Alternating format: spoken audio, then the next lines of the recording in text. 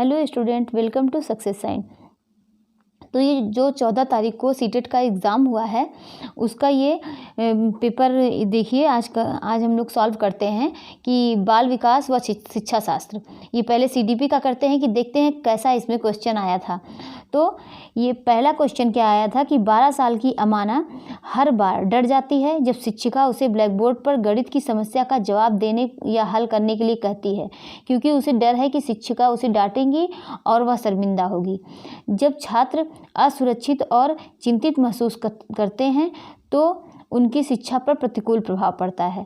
तो इसमें कौन सा ऑप्शन सही होगा? इसमें क्या है कि ए और आर दोनों सही होंगे और ए जो है वो आर की सही व्याख्या करता है। तो यहाँ पर पहला ऑप्शन सही हो जाएगा। ये पहला जो है सही होगा। और आगे बढ़ते हैं कि दूसरे क्वेश्चन की तरफ। एक समावेशी कक्षा में शिक्षक बच्चों में कमियों की पहचान करता है और उनकी सही ढंग से नामीकरण करता है। अलग अलग शैक्षणिक क्षमताओं के आधार पर बच्चों को अलग अलग करता है। ये दूसरा है। तीसरा है बच्चों को विभिन्न आवश्यकताओं के अनुरूप पाठचर्या और शैक्षणिक रणनीतियों को संशोधित करता है। चौथा है प्रतिस्पर्धा की भावना को बढ़ावा देकर बच्चों को बेहतर करने के लिए प्रोत्साहित करने की कोशिश करता है। तो ये क्या है कि यहाँ पर तीसरा ऑप्शन सही हो जाएगा। कौन सा है? तीसरा। ये तीसरा इसमें सही होगा। अब आगे बढ़ते हैं तीसरे क्वेश्चन की तरफ। तीसरा क्या है? ये भी अपकथन कारण का है। वर्ग समावेशन का एक उदाहरण। वर्ग समावेशन का कौन सा उदाहरण है कि लोकेश को एक संकल्पना दिल्ली क्या है को दूसरी संकल्पना भारत के उपसमूह के रूप में वर्गीकृत करने में परेशानी होती है। यह समझना कि भावनाएं स्मृति और सीखने को कैसे प्रभावित करती हैं। विनियमित सीखने को संशोधित कर सकता है। तो इसमें कौन सा सही है? ए और आर दोनों सही हैं। ए आर की सही व्याख्या करता है। दूसरा है ए और आर दोनों सही हैं। ए की आर सही व्याख्या नहीं करता है और ए सही लेकिन आर गलत है और ए और आर दोनों गलत हैं। तो यहाँ पर क्या है कि कौन सा ऑप्शन सही होगा? तीसरे का जो है वो पहला सही हो जाएगा। ए और आर दोनों सही है और ए आर की सही व्याख्या करता है। आगे बढ़ते हैं चौथे क्वेश्चन की तरफ। चौथा क्वेश्चन है जीन पियाजे के संज्ञानात्मक विकास के सिद्धांत के अनुसार परिपक्वता जैसे जैविक कारक संज्ञानात्मक विकास में कोई भूमिका नहीं निभाते हैं। सीखने के अनुभव बच्चों के संज्ञानात्मक क्रियाओं के वर्तमान स्तर पर निर्भर करते हैं। तीसरा है अनुभवों के माध्यम से सीखने के बजाय यदि याद करने की प्रक्रिया को प्राथमिकता दी जानी चाहिए। पूर्व ज्ञान सीखने की प्रक्रिया में कोई भूमिका नहीं निभाते। तो चौथे का कौन सा आंसर सही होगा? चौथे का यहाँ पर दूसरा सही हो जाएगा कि सीखने के अनुभव बच्चों के संज्ञानात्मक क्रियाओं के वर्तमान स्तर पर निर्भर करते हैं। चौथे का कौन सा आंसर सही होगा? यहाँ पर दूसरा सही हो जाएगा। आगे बढ़ते हैं ये पांचवें क्वेश्चन की तरफ। पांचवा ये क्या है? अपघटन कारण का है। एक समावेशी कक्षा में यदि पाठचर्या अनुकूल के शैक्षिक मानकों को विशेष बच्चों के लिए निम्न स्तर करने के लिए निर्देशित किया जाना चाहिए। फिर कारण क्या है? विशेष बच्चों की मुख्य धारा की कक्षा में सीखने की कोई संभावना नहीं है। तो यहाँ पर कौन सा आंसर सही होगा? तो पांचवें में कौन सा सही हो जाएगा? पांचवें में जो होगा यहाँ पर क्या है? ये दोनों गलत हैं। ए और आर यहाँ पर दोनों गलत हो जाएंगे। आगे देखते हैं छठे क्वेश्चन की तरफ। 10 साल की काकुली गणित के एक कठिन सवाल से जूझ रही है। उसके समस्या समाधान कौशल को बढ़ाने के लिए उसकी शिक्षिका क्या कर सकती है? तो क्या इसमें दिया है कि 10 साल की काकुली गणित के एक कठिन सवाल से जूझ रही है, उसके समस्या समाधान कौशल को बढ़ाने के लिए उसकी शिक्षिका क्या कर सकती है? उसे समस्या का समाधान दे, उसे समस्या को छोड़ने या अगले एक पर जाने के लिए कहे। और क्या है? तीसरा है कोशिश करते रहने के लिए प्रोत्साहित करे और ज़रूरत पड़ने पर आलम्बन प्रदान करे, कड़ी से कड़ी सजा दे। तो इसमें कौन सा आंसर सही होगा? छठे का जो है वो तीसरा सही हो जाएगा। यहाँ पर ये कोशिश करते रहने के लिए कहना चाहिए यहाँ पर, तो ये तीसरा सही हो जाएगा। आगे बढ़ते हैं सातवें क्वेश्चन की तरफ। लेव वाइगोस्की के सिद्धांत का पालन करते हुए एक शिक्षक को विद्यार्थियों और सांस्कृतिक उपकरणों के उपयोग को हतोत्साहित करना चाहिए। विद्यार्थियों द्वारा कंठस्थ किए जाने वाले ज्ञान का प्रसार करना चाहिए। विद्यार्थियों को एक दूसरे के साथ प्रतिस्पर्धा करने के लिए प्रोत्साहित करना चाहिए। अपने विद्यार्थियों के साथ पारस्परिक अध्यापन का पालन करना चाहिए। तो सातवें का कौन सा आंसर सही होगा कि अपने विद्यार्थियों के साथ पारस्परिक अध्यापन का पालन करना चाहिए। यहाँ पर चौथा आंसर सही हो जाएगा। ठीक, और आगे बढ़ते हैं ये 8वें क्वेश्चन की तरफ। 8वें का क्या है कि 8वें में क्या आया है कि लॉरेंस कोहलबर्ग के सिद्धांत के बारे में निम्नलिखित में से कौन सा कथन सही है। यहाँ पर कौन सा कथन सही होगा। यह बच्चों में नैतिक विकास की प्रगति के सटीक अवस्थाओं को निर्दिष्ट नहीं करता है। यह प्रायोगिक विधियों द्वारा किए गए अध्ययन पर आधारित है। यह बच्चों को दुविधात्मक स्थितियाँ प्रस्तुत करता है। यह नैतिक तर्क पर संस्कृति और जेंडर के प्रभाव को ध्यान में रखता है। तो ये कौन सा इसका आंसर सही होगा 8वें का। 8वें का जो है यहाँ पर यह बच्चों को दुविधात्मक स्थितियाँ प्रस्तुत करता है। 8वें का तीसरा सही हो जाएगा। यहाँ पर 8वें का तीसरा सही हो जाएगा। आगे बढ़ते हैं 9वें क्वेश्चन की तरफ। ये 9वां क्वेश्चन स्टार्ट करते हैं कि हावर्ड गार्डनर के बहुबुद्धि सिद्धांत का प्रस्ताव है कि बुद्धि समय के साथ बदलती है। बुद्धि मुख्य रूप से आनुवांशिक विरासत में मिलती है। बुद्धि को सटीक रूप से मापा जा सकता है और सटीक रूप से विधेय किया जा सकता है। बुद्धिमत्ता अकादमिक सफलता और सफलतापूर्वक अनुमान लगा सकती है। तो 9वें का कौन सा आंसर सही होगा कि बुद्धि जो है वो समय के साथ बदलती है। यहाँ पर पहला आंसर सही हो जाएगा। आगे बढ़ते हैं कि 10वें क्वेश्चन की तरफ। निम्न में से कौन सा प्रदर्शन लक्ष्य अभिविन्यास का एक उदाहरण है। क्या इसमें कौन सा आंसर सही होगा। पहला है एक छात्र किसी विषय की गहरी समझ हासिल करने के लिए कठिन अध्ययन करता है। एक छात्र अच्छा ग्रेड पाने और दूसरे से बेहतर करने के लिए कड़ी मेहनत करता है। एक छात्र शिक्षक से अधिक सीखने के लिए कठिन अध्ययन करता है। एक छात्र अपनी समझ को आगे बढ़ाने के लिए कड़ी मेहनत करता है। तो 10वें का कौन सा आंसर सही होगा। यहाँ पर एक छात्र जो है वह अच्छा ग्रेड पाने और दूसरों के बेहतर के लिए कड़ी मेहनत करता है। तो यहाँ पर कौन सा आंसर सही होगा। यहाँ पर दूसरा सही हो जाएगा। ठीक है। और अब देखते हैं 11वें क्वेश्चन की तरफ। तो यहाँ देखते हैं कि 11वां क्वेश्चन क्या है कि अधिगम के सार्वभौमिक अविकल्प में क्या शामिल नहीं है। तो यहाँ पर ये नहीं है। क्या शामिल नहीं है अधिगम के सार्वभौमिक अविकल्प में। सभी शिक्षार्थियों को सूचना और ज्ञान प्राप्त करने के विभिन्न तरीके देना। शिक्षार्थी को जानते हैं उसे प्रदर्शित करने के लिए सभी शिक्षार्थियों को विकल्प प्रदान करना। सभी शिक्षार्थियों के हितों में कार्य करना और तदनुसार चुनौतियों की पेशकश करना। शिक्षार्थियों के नामीकरण और वर्गीकरण विभिन्न रूपों को लागू करना। तो यहाँ पर 11वें का आंसर कौन सा सही होगा। यहाँ पर सही होगा चौथा आंसर, शिक्षार्थियों के नामीकरण और वर्गीकरण के विभिन्न रूपों को लागू करना। यहाँ पर ये चौथा आंसर सही हो जाएगा।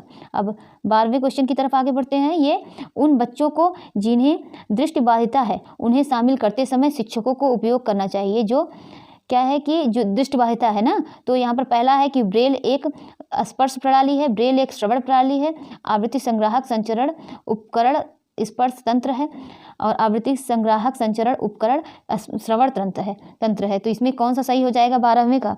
जो 12वें का है वो दूसरा सही हो जाएगा कि ब्रेल जो है यहाँ पर ये 12वें का कौन सा सही होगा 12। तो यहाँ पर ये पहला आंसर सही होगा, दूसरा नहीं। यहाँ पर पहला सही हो जाएगा कि ब्रेल जो है ये एक स्पर्श प्रणाली है।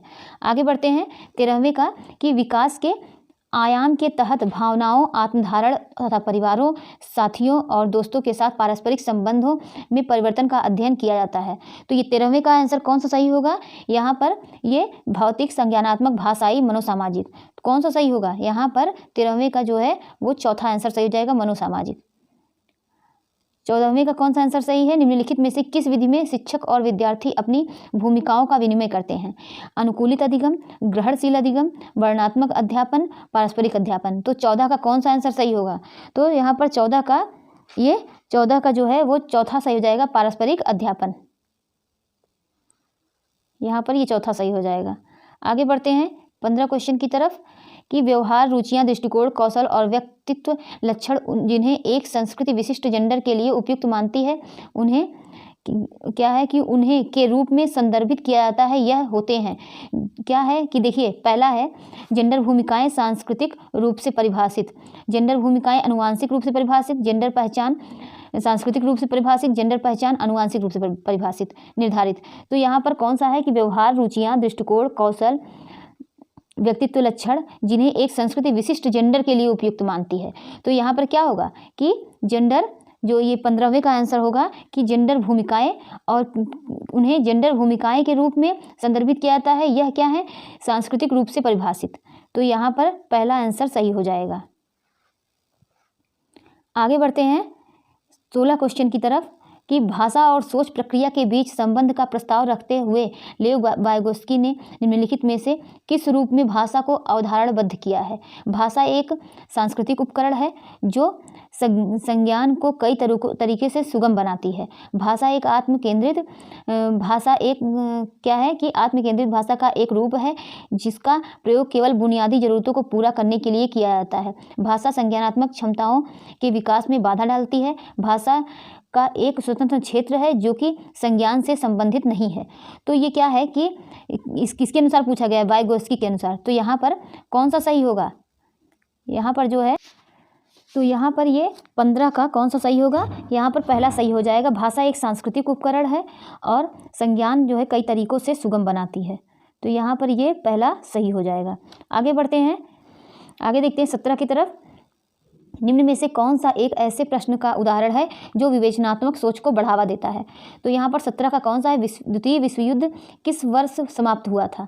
द्वितीय विश्व युद्ध किस सोच को बढ़ावा देना है? विवेचनात्मक सोच को। द्वितीय विश्व युद्ध में कौन सा देश प्रत्यक्ष रूप से शामिल थे? द्वितीय विश्व युद्ध के फैलने में किन कारकों का योगदान था? द्वितीय विश्व युद्ध के दौरान जर्मनी का नेता कौन था? तो यहाँ पर ये 17 का कौन सा आंसर सही होगा? 17 का जो है वो तीसरा सही हो जाएगा। ये यहाँ पर तीसरा सही हो जाएगा। आगे बढ़ते हैं 18 क्वेश्चन की तरफ। इसमें क्या है? अभिकथन कारक का है। देखते हैं कि लड़कों की तुलना में लड़कियों में सामाजिक और सांस्कृतिक कारकों से अधिक प्रभावित होने की जन्मजात प्रवृत्ति होती है।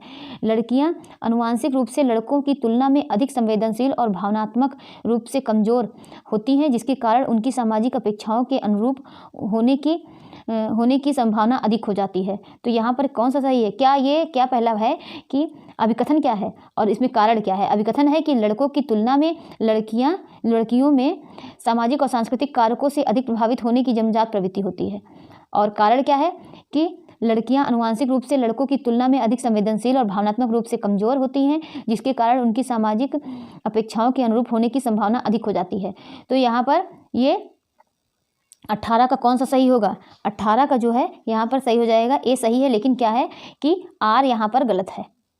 ए सही, आर गलत है। अब 19 क्वेश्चन की तरफ बढ़ते हैं। क्या है कि ये एक शिक्षिका छात्रों को उनके पूर्व ज्ञान की नई संकल्पनाओं से जोड़ने के अवसर प्रदान करके अपनी कक्षा में सार्थक सीखने व विवेचनात्मक सोच को सक्षम बनाना चाहती है। निम्नलिखित में से कौन सी शिक्षण रणनीति सबसे प्रभावी होगी? तो पहला क्या है? नई सामग्री और व्याख्यान देना और छात्रों को याद करने के लिए महत्वपूर्ण शब्दों की सूची प्रदान करना। दूसरा है विद्यार्थियों को पाठ्य पुस्तक के अध्याय को पढ़ने और अंत में प्रश्नों के उत्तर देने के लिए कहना। तीसरा है छात्रों से नई सामग्री से संबंधित अपने स्वयं के अनुभव साझा करने के लिए कहना, फिर उन्हें विषय से जोड़ना। और चौथा है छात्रों को नई सामग्री से संबंधित कार्यों को पूरा करने के तरीकों के बारे में चरण दर चरण मार्गदर्शिका प्रदान करना। तो यहाँ पर ये 19 का कौन सा आंसर सही होगा? यहाँ पर ये तीसरा सही हो जाएगा। तीसरा सही हो जाएगा। अब चलते हैं 20 क्वेश्चन की तरफ आगे बढ़ते हैं। यहाँ क्या है? निम्न में से कौन विद्यार्थियों में सीखने के लिए आकलन का एक उदाहरण है? तो पहला है एक अंतिम परीक्षा जिसमें पूरे सत्र में सीखी गई सभी सामग्री शामिल होती है। दूसरा है पूर्व ज्ञान को जांच के लिए कक्षा की शुरुआत में एक प्रश्नोत्तरी और विचार मंथन। तीसरा है देश भर के छात्रों की तुलना करने के लिए मानकीकृत परीक्षण। चौथा है एक परियोजना की शुरुआत में छात्रों को दिया गया रूब्रिक यह रेखांकित करते हुए कि उन्हें एक निश्चित ग्रेड प्राप्त करने के लिए क्या करना चाहिए। तो यहाँ पर 20 का कौन सा आंसर सही होगा? 20 का दूसरा सही हो जाएगा। पूर्व ज्ञान की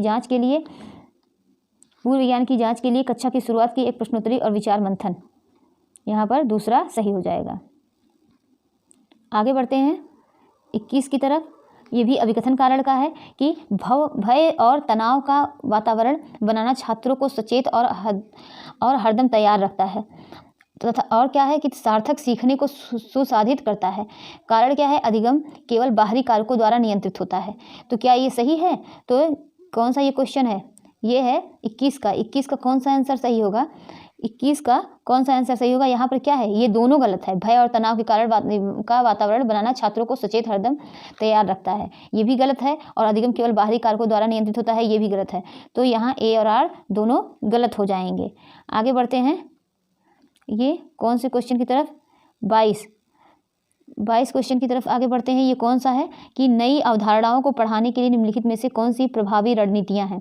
उदाहरण प्रस्तुत करना, गैर उदाहरण प्रस्तुत करना, अवधारणाओं के बीच संबंधों के बारे में सोच को बढ़ावा देना, एक परिभाषा देना और छात्रों को उसे याद करने के लिए प्रोत्साहित करना। तो यहाँ पर कौन सा आंसर सही होगा 22 का? 22 का जो है यहाँ पर तीसरा सही हो जाएगा। क्या है कि यहाँ पर ये उदाहरण प्रस्तुत करना ये भी सही है और गैर उदाहरण प्रस्तुत करना ये भी सही है, और क्या है कि अवधारणाओं के बीच संबंधों के बारे में सोच को बढ़ावा देना ये भी सही है, लेकिन एक परिभाषा देना और छात्रों से उसे याद करने के लिए प्रोत्साहित करना ये गलत है। ये चौथा तो बिल्कुल गलत हो जाएगा। यहाँ पर कौन सा सही हुआ? तीसरा सही हो गया। अब आगे बढ़ते हैं 23 क्वेश्चन की तरफ। 23वां क्वेश्चन क्या है? लेव वाइगोत्स्की संज्ञानात्मक विकास को किस रूप में देखते हैं? एक सहयोगात्मक प्रक्रिया, एक व्यक्तिगत प्रक्रिया और एक एकीकृत प्रक्रिया, पर्यावरण के प्रभावी रूप से अपनाने की क्रिया। तो 23 का कौन सा आंसर सही होगा?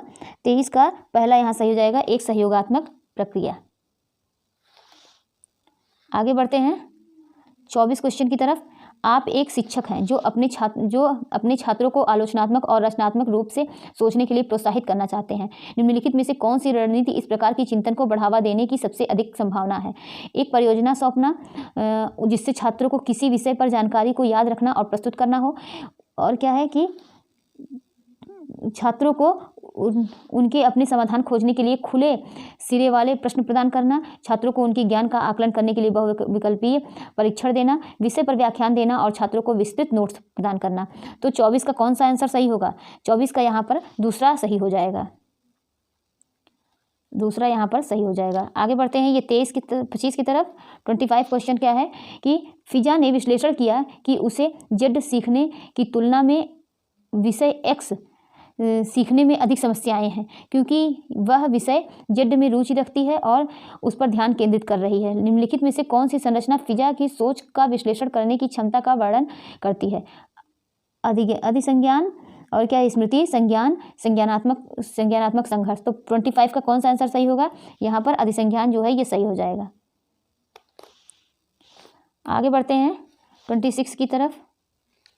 यहाँ पर क्या है? निम्नलिखित में से कौन सा कथन नैदानिक आकलन के उद्देश्य का उपयुक्त वर्णन करता है? पहला है विद्यार्थियों को अपने सहकर्मियों के काम का समालोचनात्मक आकलन करने का अवसर प्रदान करना, विद्यार्थियों के अभिवृत्तियों स्वरूप की पहचान करना, उनकी आवश्यकताओं के अनुसार एक व्यावसायिक निर्देशन कार्यक्रम तैयार करना। तीसरा है शिक्षकों को उनके शिक्षण विधियों के बारे में प्रतिपुष्टि प्रदान करना। चौथा है कि उन क्षेत्रों की पहचान करना जहां विद्यार्थियों को अतिरिक्त सहायता या निर्देश की आवश्यकता हो सकती है। तो यहाँ पर कौन सा आंसर सही होगा? 26 का। 26 का कौन सा आंसर सही होगा? यहाँ पर ये दूसरा सही हो जाएगा कि विद्यार्थियों की अभिवृत्ति स्वरूप को पहचान करना और उनकी आवश्यकताओं के अनुसार एक व्यावसायिक निर्देशन कार्यक्रम तैयार करना। अब आगे बढ़ते हैं 27 की तरफ। यहाँ पर